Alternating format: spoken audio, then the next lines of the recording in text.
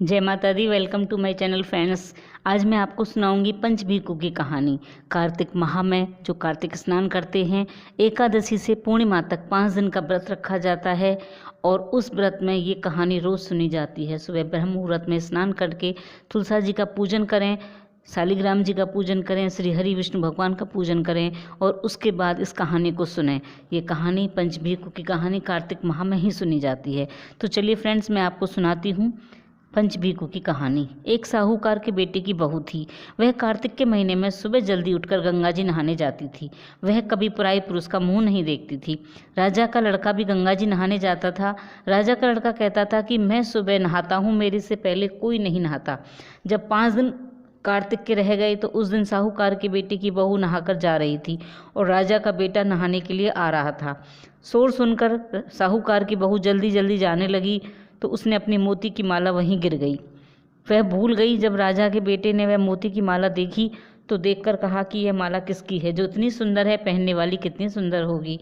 बाद में सारी नगरी में ढिंढोरा पिटवा दिया कि जिससे ये माला है वह मेरे पास आएगी, तब मैं उसकी ये माला दे दूंगा। गया। सुबह साहूकार की बहू आई तो पहली पैड़ी पर पांव रखा। बोली, अगर मेरे में सत है तो इसे नींद आ जाए। और भगवान का ने उसका सत रख दिया और उसको नींद आ गई। वह नहाकर चली गई। राजा का बेटा उठकर बैठ गया और तोते से पूछा, क्या वह आई थी? तोते ने कहा, आई थी। तो राजा के बेटे ने पूछा कि कैसी थी? तब तोता बोला कि अप्सरा जैसी थी, बिजली जैसी होती है वैसी थी। जब साहूकार की बहू स्नान करने के लिए आई तो भगवान से प्रार्थना करने लगी कि इतना कहते ही राजकुमार को नींद आ गई और वह नहाकर चली गई।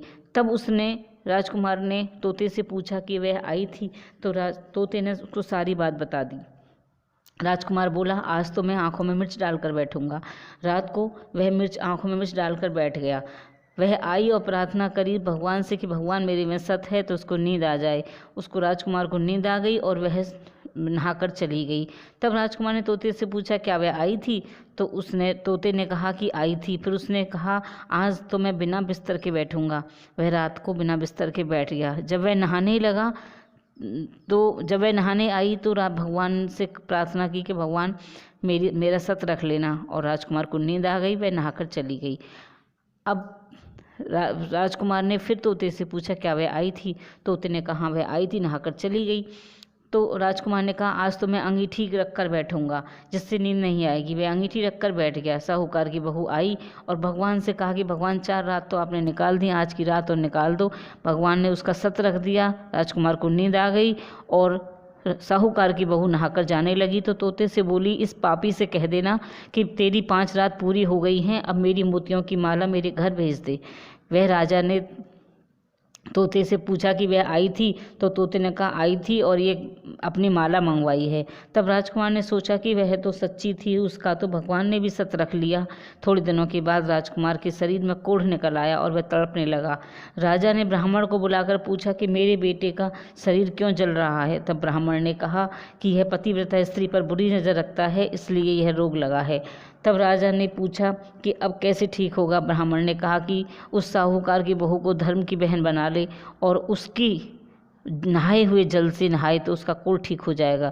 राजा उसकी माला लेकर घर गया और साहूकार से कहा कि यह माला आपकी बहू को है, उसको दे दीजिए और उसके नहाए हुए जल से मेरे बेटे को नहला दो। तो साहूकार ने कहा कि मेरी बहू किसी पराये पुरुष का मुंह नहीं देखती है, इस नाली के नीचे राजकुमार को बैठा देना, जब वह नहाएगी तो ऊपर से वह पानी गिर जाएगा।